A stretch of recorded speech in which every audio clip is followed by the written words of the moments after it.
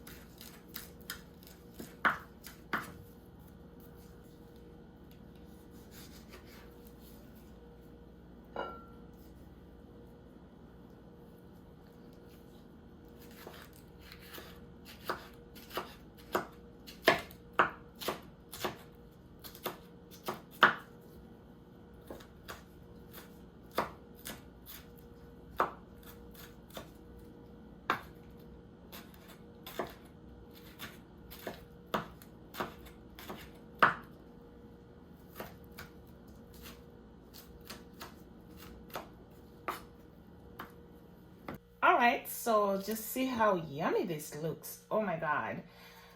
So before we're finally done, like I said, I have a lemon.